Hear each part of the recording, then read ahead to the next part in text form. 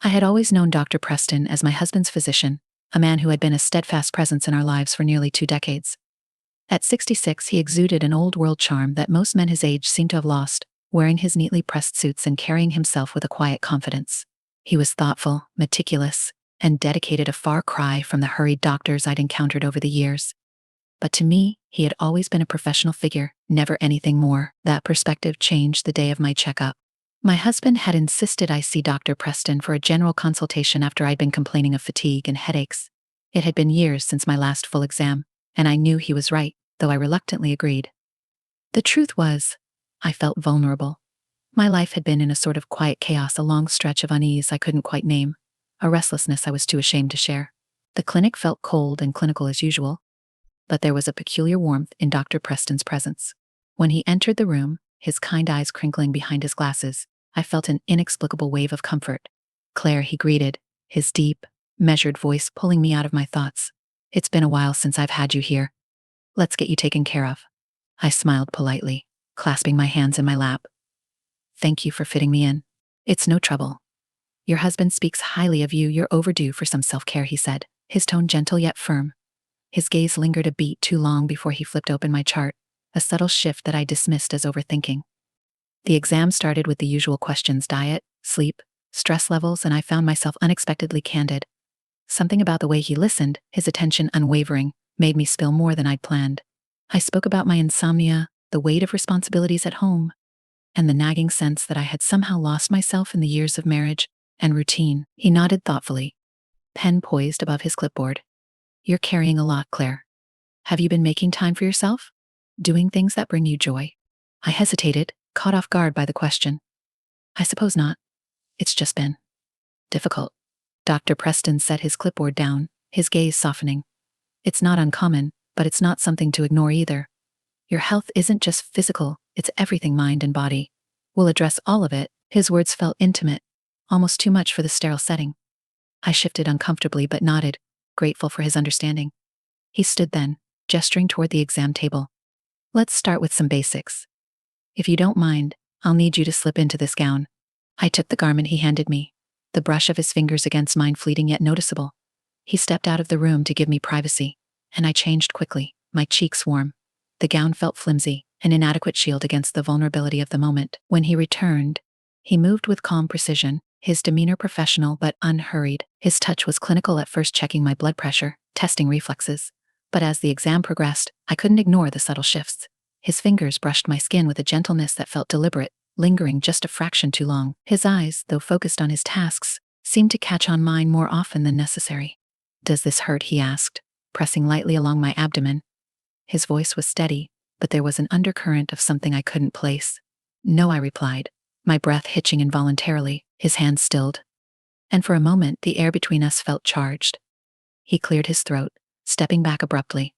"Everything seems normal so far," he said, his tone returning to its usual professional cadence. "Let's move to the next part of the exam." I nodded, trying to calm the fluttering in my chest. As he guided me through each step, the room seemed to shrink, the boundaries between us growing hazier. When his hand brushed mine again, neither of us pulled away immediately. "Sorry," he murmured, his voice low. "It's fine," I said quickly, though the tremor in my voice betrayed me. By the time the exam concluded, I felt lightheaded, though not from anything physical. I couldn't quite name what had passed between us, but it lingered as he handed me my chart and scheduled a follow-up. His fingers grazed mine again, this time deliberately, and his eyes held mine longer than they should have. "Take care of yourself, Claire," he said softly. I swallowed hard, nodding as I gathered my things. As I walked out of the clinic, my mind raced with questions I wasn't ready to confront.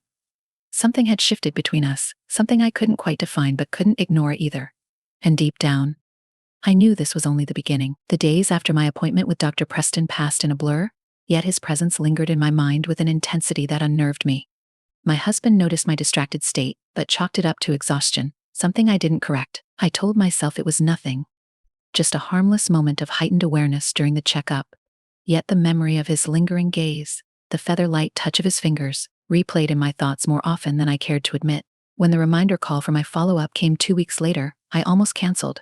It felt too personal, as though attending would solidify whatever this tension was.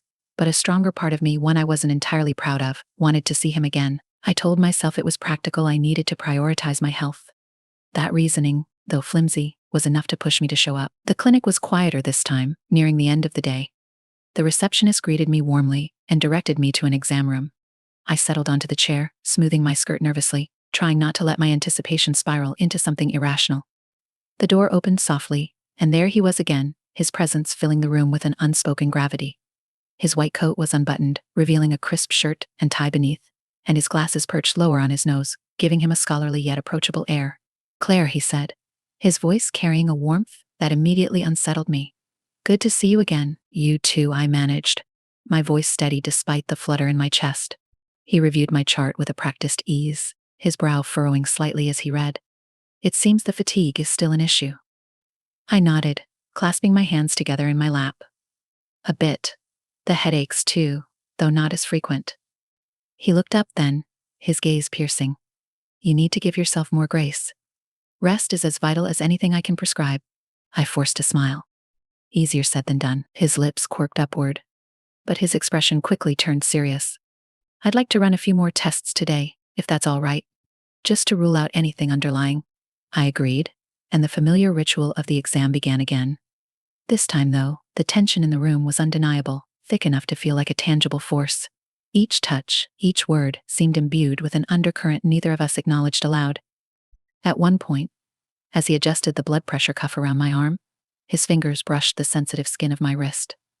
I felt a jolt, a shiver, that had nothing to do with the cold of the cuff. "Sorry," he murmured, his voice impossibly soft. I shook my head, unable to meet his eyes. "It's fine," but it wasn't fine. Nothing about this felt fine.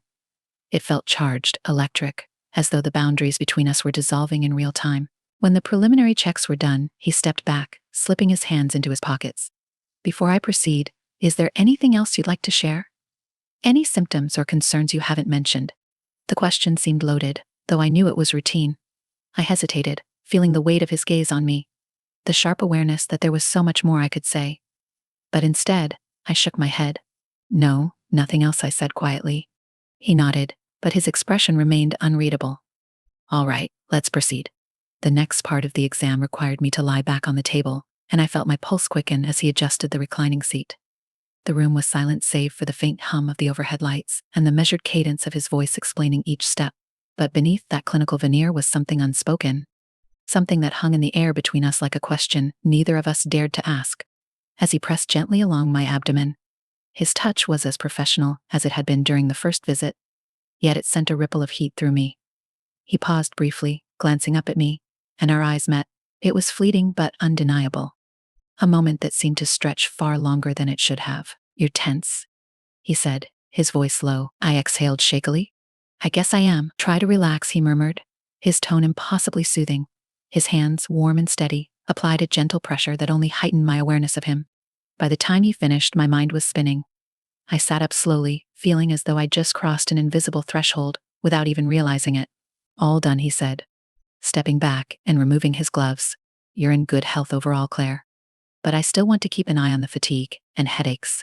I nodded, feeling a strange mix of relief and disappointment that the exam was over. He handed me my chart, his fingers brushing mine once again, and the look in his eyes was unlike anything I'd ever seen before. It was layered, complex, a mixture of concern, curiosity, and something deeper that I couldn't name. As I stood to leave, he hesitated. "Claire." "Yes," I turned back to him, my heart pounding. His gaze held mine, and for a moment, I thought he might say something profound, something that would explain the inexplicable connection between us. But instead, he offered a small smile, his voice tinged with a warmth that sent a shiver down my spine. "Take care of yourself." I nodded, my throat too tight to form a proper response, and left the room feeling as though the ground beneath me had shifted irreparably.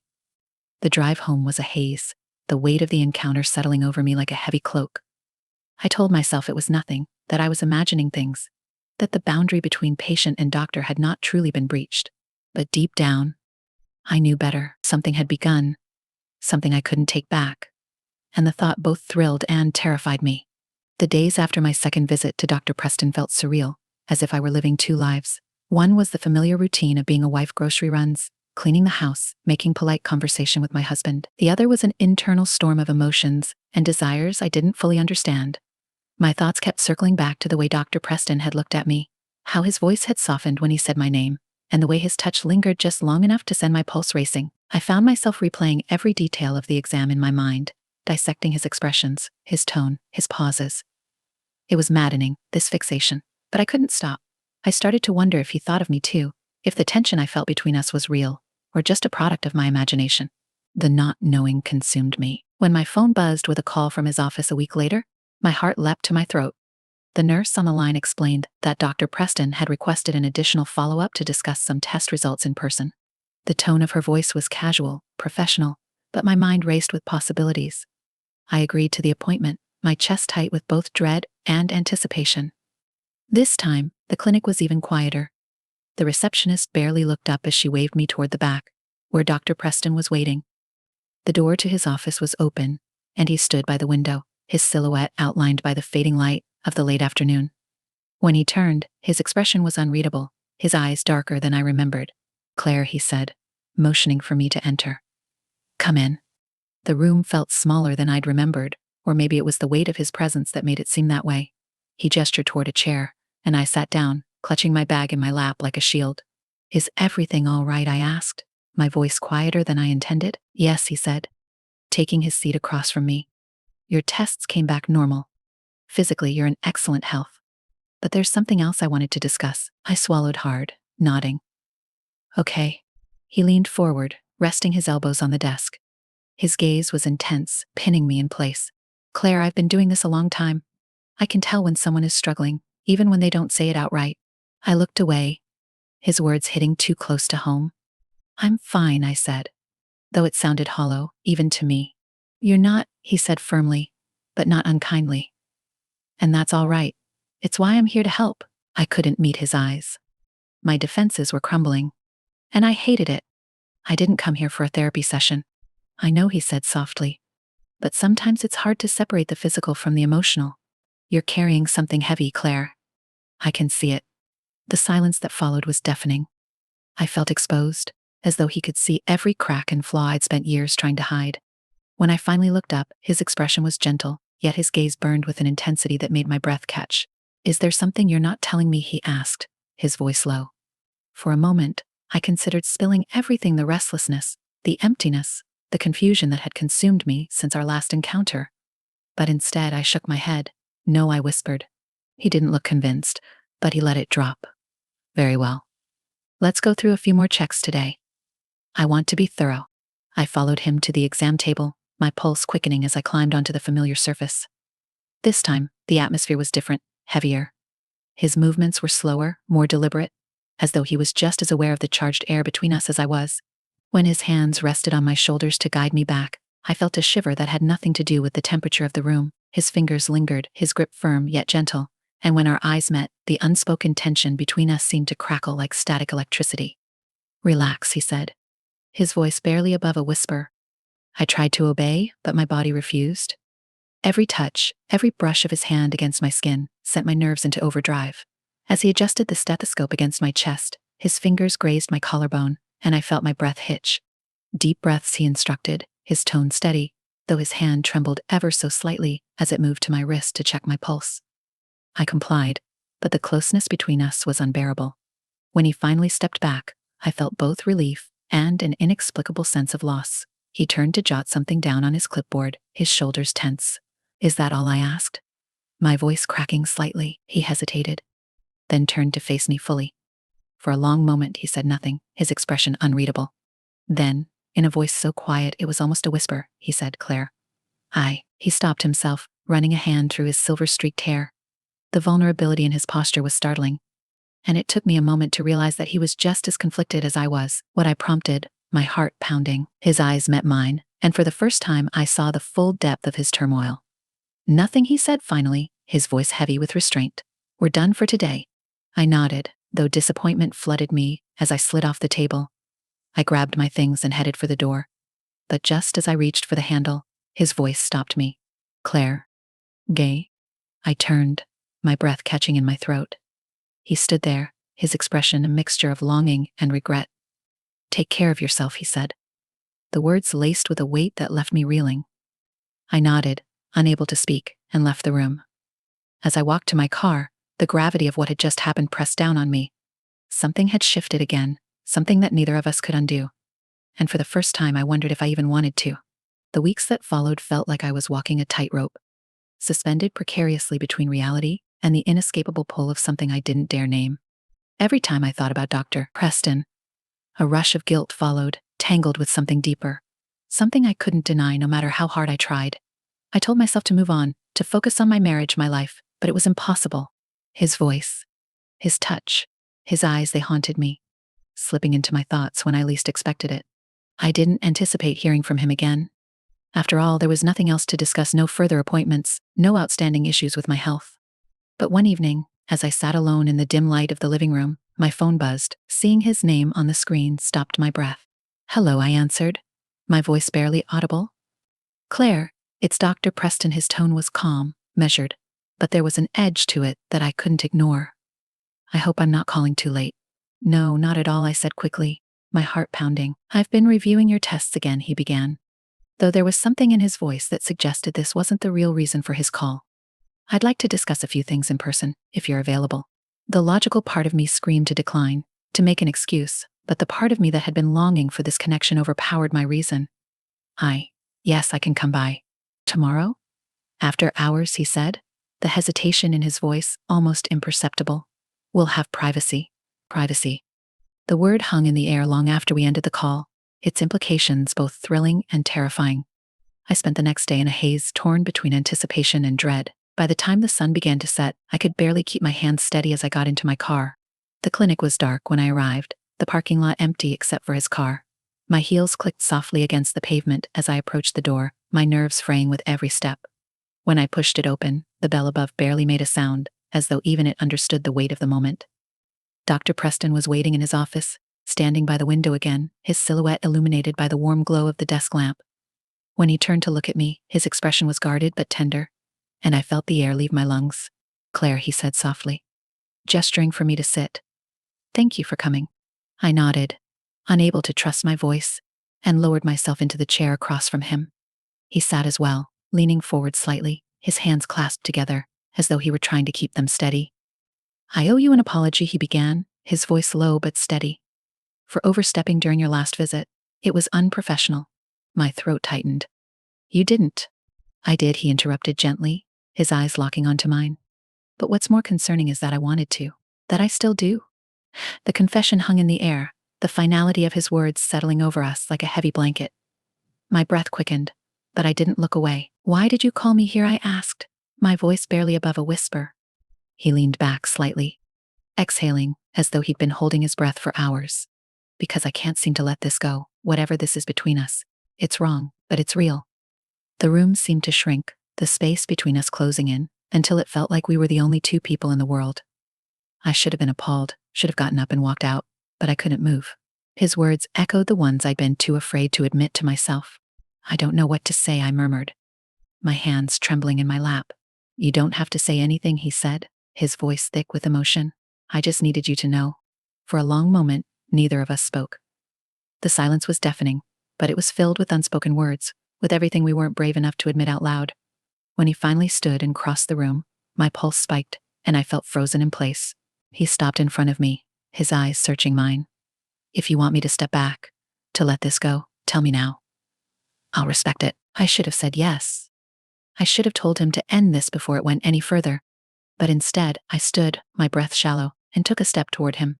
"I don't know what I want," I admitted, my voice trembling. "But I don't want to leave." His expression softened, a mixture of relief and hesitation crossing his face. Slowly, as though giving me every opportunity to stop him, he reached out and brushed a strand of hair from my face.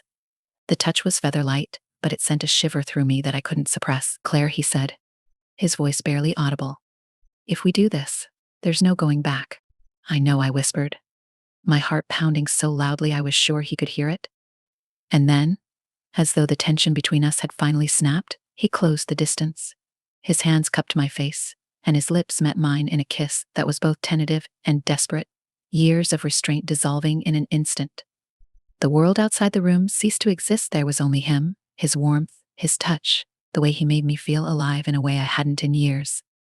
When we finally broke apart, his forehead rested against mine, both of us breathing heavily. His hands slid down to my shoulders, steadying me as though I might collapse. What now? I asked, my voice shaky. He pulled back slightly, his eyes searching mine. Now, we figure this out, together. The words shouldn't have brought comfort, but they did. For the first time in years I felt seen, felt wanted. And though the path ahead was uncertain, I knew I couldn't walk away from this, not now, not ever.